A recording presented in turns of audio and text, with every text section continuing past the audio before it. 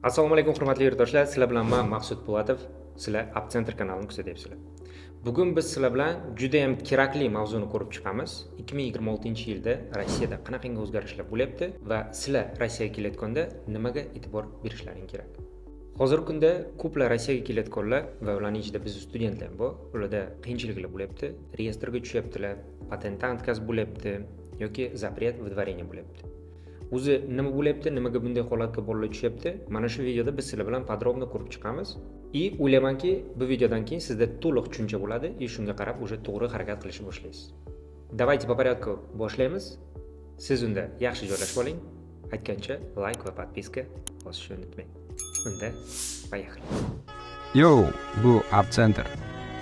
O'qiysizmi, o'qimaysizmi? Muhimi, o'z hayotingizni o'zingiz boshqaring.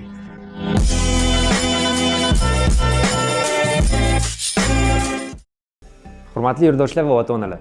Biz kompaniya Upcenter 7 yil davomida Rossiya universitetlariga bolalarni o'qishga kirishiga va o'qishida yordam berib kelyapmiz. 2026-yildan boshlab biz nafaqat Rossiya universitetlariga, Malayziya va Kitay universitetlariga ham yordam berishni boshladik. Endi agar siz Rossiyada, Kitayda, Malayziyada o'qimoqchi bo'lsangiz yoki o'qib ishlamoqchi bo'lsangiz, bu masalada biz sizga garantirованно yordam bera olamiz. Mana shu videoning tagida silka bor. Silkadan o'tib, zaявка qoldirib, bepul konsultatsiya olsangiz bo'ladi. Yoki ekranda ko'rsatilgan nomerlar bo'yicha bemalol murojaat qilib, o'zingizga qulay bo'lgan davlatda va o'qish tartibini tanlasangiz bo'ladi. Endi bilasizlar, eng zo'r investitsiya odamni o'ziga qilingan investitsiya. Sizlardan kamgina harakat, bizdan bo'lsa yordam. 2026-yildan boshlab Rossiyaga keladigan har bitta inostrannniy гражданин 3 oyga kela oladi xolos. 3 oyga kelgandan keyin дальше yuraman desa, основание bo'lishi shart va zarur. Давайте ko'rib chiqamiz bir boshina Rossiyaga o'zi qanaqangi maqsadda odamlar keladi va dokumentlarni qanday qilib keyinchalik cho'zdirsalar bo'ladi. Birinchi cel въезда bizda Rossiyada bu работа. Работа deb kelganlarda обязательно birinchi oy siz patentga topshirishingiz kerak. Patentni olganingizdan keyin ikkinchi oy siz уведомление трудовой договор berasiz. Berganingizdan keyin hammasi yaxshi, oyma-oy patentingizni to'lab bemalol yursangiz bo'ladi. Sizda muammo yo'q. Mana shu работа deb kelgan odamlarda qanday problema bo'lyapti? Birinchi oy patentga topshirganlarida отказ bo'lyapti без основания yoki трудовой договорni problema qilib отказ beryaptilar. Odamlar patent ololmayapti. Endi patent olgan bo'lsalar ham ikkinchi oy трудовой уведомление договор berolmayaptilar. Shu основанияda patentlari kuyapti. Bunday holat bo'lgandan keyin Saxrovada aytibdilar, to'shda chiqib ketinglar. Rossiyadan ketinglar deb. Endi bizni yurtdoshlar nima qilyaptilar bu situatsiyada? Ko'plari chiqib ketyapti. Yoki chiqib ketmasdan nelegalni qo'layotganlari ham bor. Yoki 3-kategoriya bu studentskiy bilet sotib olib, muammoni hal qildim deyotganlar ham bor.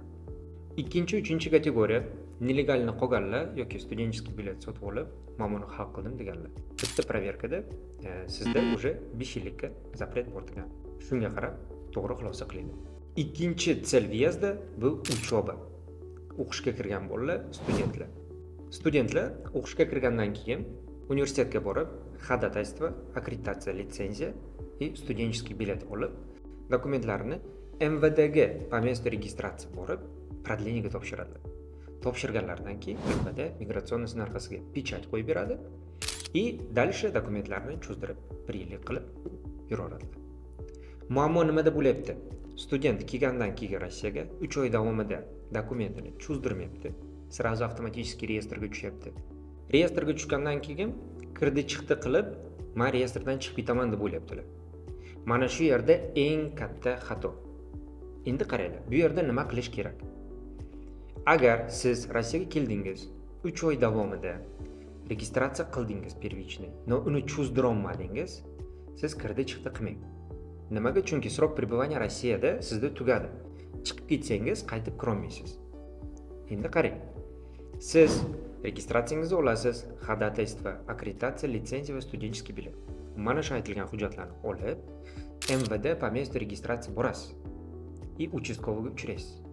sizga shtraf yozib beradi. O'sha shtrafni olasiz, to'laysiz. To'laganingizdan keyin siz hamma hujjatlarni, kvitantsiyani to'laganingizni olib borib topshirasiz. Yoki mana shu MVDga по месту registratsiya yoki Saxarovaga. И siz в течение месяца reyestrdan chiqasiz. И dokumentlaringizni bemalol cho'zdirib olsangiz bo'ladi. Agar vyezd qilaman desangiz, chiqib keta olasiz, qaytib kira olmaysiz. Bu narsaga juda ham katta e'tibor beringlar. Shu yerda bir narsani aytib o'taman, e'tibor berishlaring uchun. Migratsionniy kartaga pechat faqat MVD qo'yadi xolos. Universitet, kompaniya, organizatsiya qolganlar qo'yishga haqqi yo'q. Faqat MVD sizga migratsioningizga pechat qo'yib cho'zdirib bera oladi. Agar sizni migratsioningizga boshqa korxona qo'ygan bo'lsa, men sizni tabriklayman, sizda 5 yilga zapret bor. Уже hech narsa qila olmaysiz.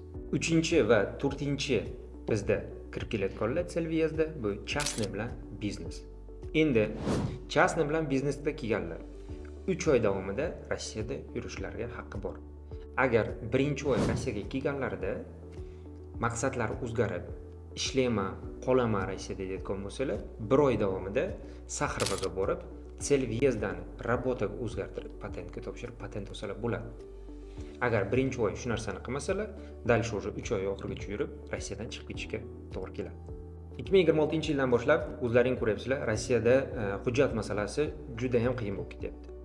Shunga o'rtoqlar, qonundan xabardor bo'linglar. Dokumentlaringni o'zlaring kontrol qilinglar. Muhimi, siz Rossiyaga kelganingizda bir martaga boshida hujjatlarni to'g'ri taxlab olsangiz, siz qolgan yillar davomida bemalol yursangiz bo'ladi. Agar boshidan xato qilsangiz, bu o'zingizga 5 yilgacha выдворение yoki запрет qo'yib qo'yasiz. O'ylayman, bugungi bo'lgan videomiz sizlarga kamgina bo'lsa ham foydali bo'ldi va siz Rossiyaga kelganingizda rabota, uchoba, частный biznes qilib kelganingizda уже qisqacha bo'lsa ham yo'lroq bilasiz. Keyingi videolarda sizlar bilan ko'rishguncha kanalga bitta podpiska, videoga bitta like va Rossiyaga bormoqchi bo'lgan do'stlaringizga videoni jo'natib qo'ying. Sizlar bilan keyingi videolarda ko'rishguncha xayr. Hurmatli yurtdoshlar va ota-onalar, biz kompaniya Abcenter 7 yil davomida Rossiya universitetlariga bolalarni o'qishga kirishiga va o'qishida yordam berib kelyapmiz. 2026-yildan boshlab biz nafaqat Rossiya universitetlariga, Malayziya va Xitoy universitetlariga ham yordam berishni boshladik. Endi agar siz Rossiyada, Xitoyda, Malayziyada o'qimoqchi bo'lsangiz yoki o'qib ishlamoqchi bo'lsangiz, bu masalada biz sizga garantированно yordam bera olamiz. Mana shu videoning tagida ssilka bor, ssilkadan o'tib, zaявка qoldirib, bepul konsultatsiya olsangiz bo'ladi. Yoki ekranda ko'rsatilgan nomerlar bo'yicha bemalol murojaat qilib, o'zingizga qulay bo'lgan davlatda va o'qish tartibini tanlasangiz bo'ladi. Endi bilasizlar, eng zo'r investitsiya odamning o'ziga qilingan investitsiya. Sizlardan kamgina harakat, bizdan bo'lsa yordam. Yo, bu Abcenter. O'qiysizmi, o'qimaysizmi? Muhimi, o'z hayotingizni o'zingiz boshqaring.